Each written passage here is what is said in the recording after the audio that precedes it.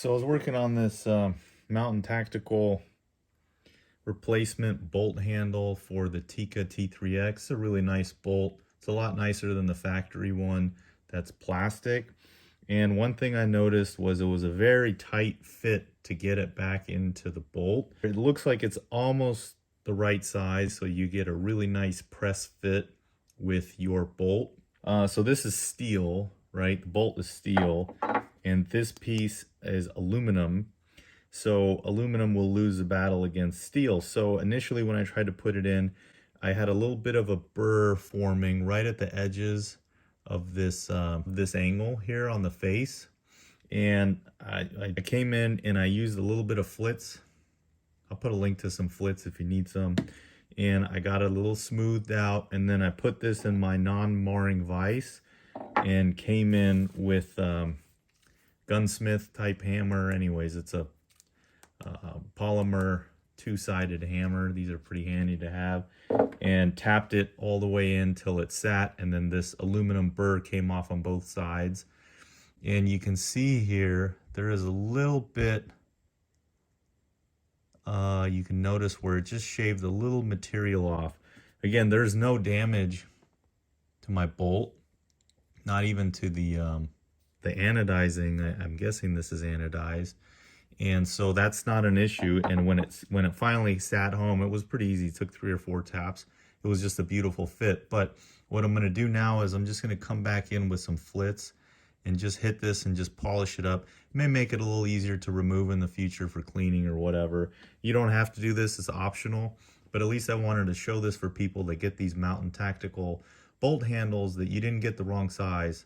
It just needs a little bit of final fitting, which is not an issue at all for having something this nice that fits perfectly. So let's put a little flitz on a towel. I use that, or these are actually great. I'll put a link to these as well. Flitz makes their own microfiber cloths, but they're even better than standard microfiber cloths. I use these for everything, and they're really big size. So you can't overdo it with this polish. You know, imagine you're rubbing a fine sand on any metal. So just, you know, a little bit of work just to get it smoothed out to where there's no ridges or anything, and it's nice and perfect. So you just work slowly, go up and down right where you want it to be polished, and then that will solve that little issue there. So I'll polish this up. So just put a little dab, come in just a couple minutes, maybe 10-20 passes with each dab, and then check it, and you can see it's working because I'm getting that little bit of metal residue. Let the product do the work. You don't have to use a ton of force. Rag and the polish do its own work. You can see it's getting better. It's getting better. All right, so I've got it where it's very darn smooth. You can also use emery cloth, but the problem with emery cloth is it'll take off a little bit too much material, I think. Goes in really easy. No more burr, and really nice, solid, snug fit. So the other thing I was realizing with this Mountain Tactical bolt handle was I couldn't get the bolt shroud on with the Mountain Tactical bolt handle.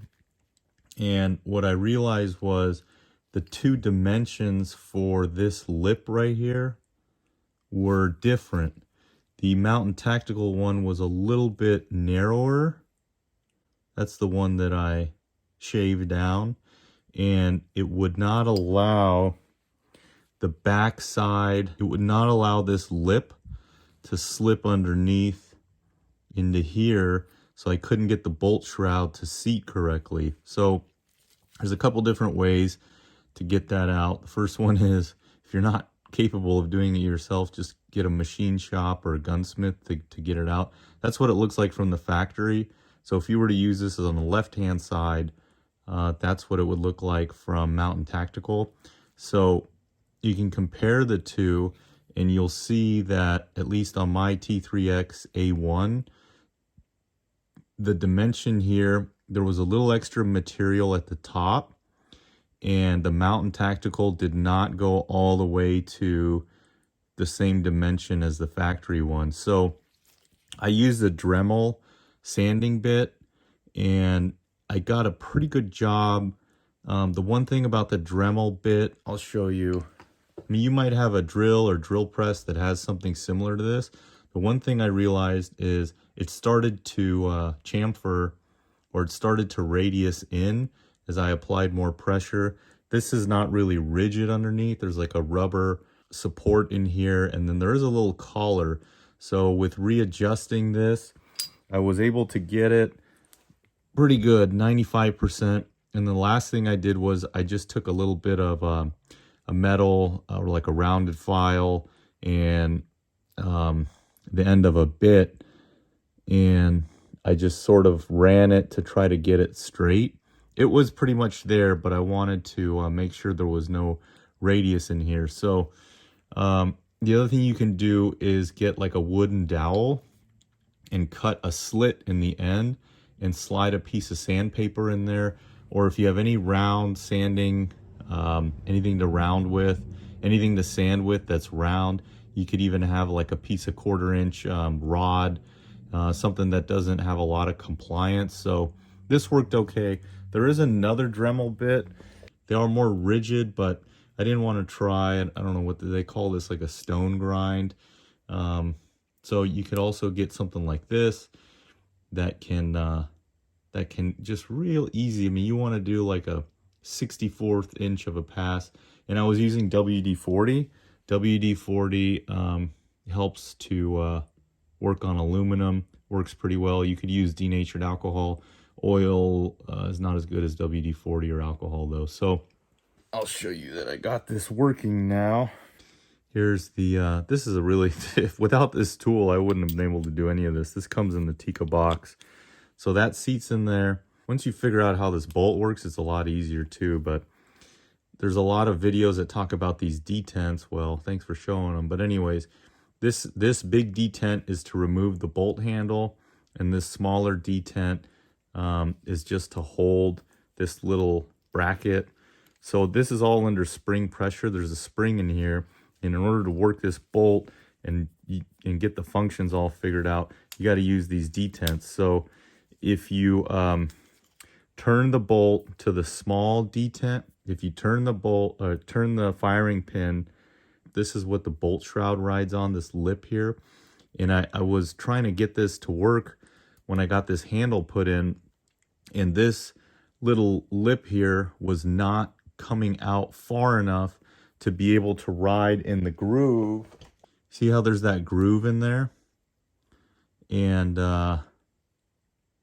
there's a little window on each side to allow that part to slip in. If you get this shroud or whatever it is to the right location, you can get it to slip in on either side where there's a little cutout. So I was not able to get this groove to come out high enough to sit correctly in this bolt shroud. And you can probably see, if I can get the light right, see right there, there's a little bit of marking. That's where it was hitting originally.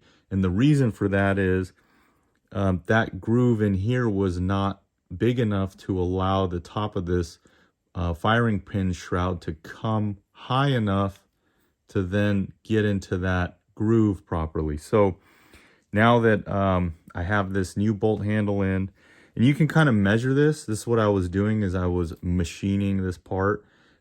You can measure how far this sticks out if you have this same conflict. So in order to get your bolt handle off, get it on the small detent, turn it over to the small detent.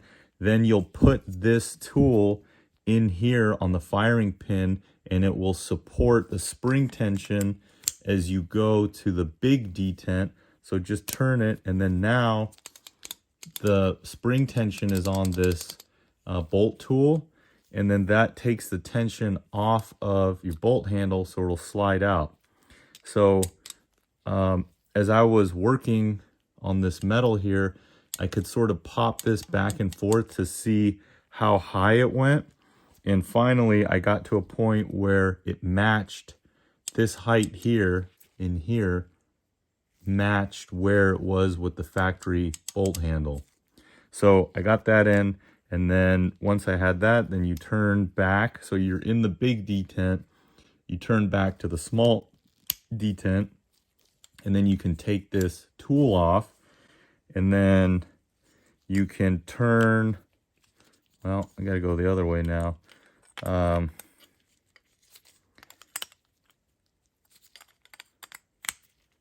And then you turn, so you come out of the small detent and turn it to where the lip and this, whatever this is, this bracket line up. And that should allow you to seat your bolt shroud, because you have you come in, and then this bottom of this bolt shroud rides on this little doodad, and then you push it all the way in, and you should be able to turn it to the little detent. So I was not able to get this to turn before I opened up that groove. And so now it's all, so this is how it would be sitting in the rifle. Everything is tight, and it's a really rad piece. I mean, it's a solid piece. I do have a couple marks and little nicks just from working on it, and I think I'm just going to polish that a little bit more just to get it just right. But that's honestly, you'd never notice it, no big deal. But spend 2 or 3 minutes polishing it, get it perfect. That flitz is good, and then I'll show you the final product. So here it is installed. I got it polished up. Polish it if you want, and then check it, keep checking it, wipe it down, and make sure you're not going too far, because you are taking off material. But I don't know if it's me, but I feel like the bolt is even that much smoother with this little heavier bolt handle on. Is that much smoother with this new bolt handle. I mean, it looks pretty rad. It's a bigger size. I don't know, maybe that polishing the front end helped, but I mean, this is just a honky-tonk Euro joystick. And this is a really nice little bit of flare on here, and it's functional. So I like the way it looks. It is a little tougher than this little ball here, injected ball, whatever that is. You're not going to be rubbing it all day, are you? It's a little bit of, I don't know, DIY machining, whatever you want to call it, to get it to work. It probably smoothens out the bolt just because it's that much more precision fit than the factory, although the factory is pretty damn close. I don't know if this bolt shroud, this Mountain Tactical bolt shroud, makes a little bit of a difference too, but I'm very happy with that. Let me know if you guys have questions. Certainly it is a little bit of a task to get this fit. Paying someone or just replacing the ball on this may be an option for most shooters, but this thing is pretty rad, and you know, getting something fit to your rifle, that much more pride that you participate. I also did get the Mountain Tactical trigger spring in. That was so easy, I didn't even consider making a video. But one thing I did want to add is the hardest part of getting that installed is setting your trigger weight. I actually set mine too light for where I wanted it, but one thing I wanted to add was I was able to get that hex key in here, right in here, that you can actually see there's a little screw that holds the trigger to the chassis, and right underneath that screw there'll be like 2.5 millimeter hex that goes in and out to control the trigger weight. So after I got it all assembled, this is a little different than the Tikka CTR, I don't know, maybe the 3. You have to take the handguard off, get these bolts, there's 2 bolts here, and then you have to get the chassis screws out. So that was a pain in the ass to set everything up, torque everything, and then realize the trigger was too light. So this took some finagling, but I was able to get an L 2.5 millimeter hex key in here. It's going to be frustrating, but I was able to get about 3 turns, and then I was happy with the way the trigger was. It's kind of confusing too to know which way to turn in here. You're just going to have to play with it, but there is a way to adjust the trigger without taking the whole damn thing apart. You just have to get this on some sort of rest, get the rifle on a rest, and then play around in here until you know that the end of the hex key is in the nut.